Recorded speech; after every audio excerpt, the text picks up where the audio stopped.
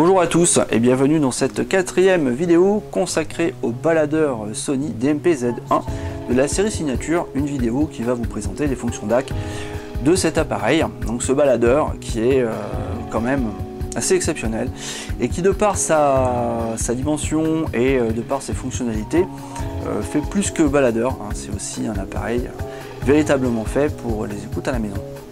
Et puisqu'il en est capable, puisqu'il a une puissance d'amplification très élevée sur sa sortie symétrique du moment qu'on active le gain élevé. Donc pour activer les fonctions DAC, qu'est-ce qu'il vous faut? Il vous faut un ordinateur de préférence,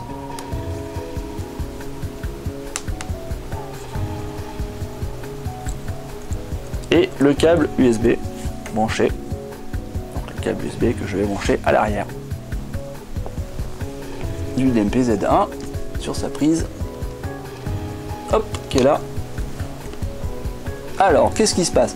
Dès qu'on branche le câble USB, le baladeur passe automatiquement en mode storage, en mode mémoire, donc le mode qui permet de transférer les fichiers entre un ordinateur et le baladeur. Ça c'est bien parce que ça se passe tout seul, il y a besoin de rien faire. Alors moi je veux pas ce mode là, donc je peux le couper, il suffit d'appuyer là, donc je sors, voilà, tac, je sors, fonction DAC, je valide, ça passe en fonction DAC. Voilà, donc maintenant il me suffit d'aller dans l'ordinateur, d'ouvrir un logiciel musical, donc de préférence un logiciel performant adapté pour la lecture des fichiers musicaux, comme J-River ou mieux encore Audirvana Plus, que nous avons testé il y a quelques mois, et qui est un logiciel vraiment performant, avec une superbe ergonomie, vraiment facile d'utilisation et qui va très loin dans les possibilités. Donc il suffit d'appuyer lecture, voilà, et l'on voit les petits vumètres qui se déclenchent.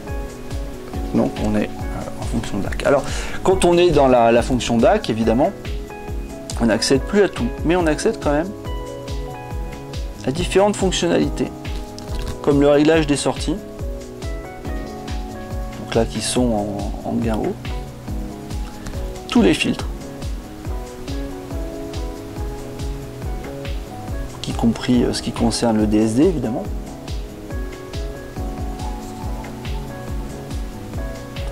on peut évidemment enclencher le mode direct source, rentrer dans les différentes mémoires audio qui ont été préprogrammées, rentrer dans tous les processing Sony et les ajuster à la volée.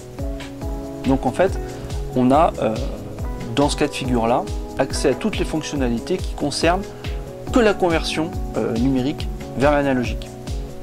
Donc une ergonomie qui est optimisée pour la fonction DAC. Donc en fait le DMP-Z1, du moment qu'il est branché sur un ordinateur et qui bascule en fonction DAC, se comporte comme un DAC autonome, avec la possibilité d'avoir un contrôle de volume, la possibilité d'utiliser Windows tout simplement comme logiciel pilote. Donc quelque part, le DMP-Z1 c'est aussi un appareil résidentiel. Voilà, prochaine vidéo, je vais vous montrer les particularités de la gestion d'énergie du baladeur, parce qu'il y a quelque chose d'assez intéressant qui se passe et qui est important par rapport à sa performance et son optimisation d'utilisation.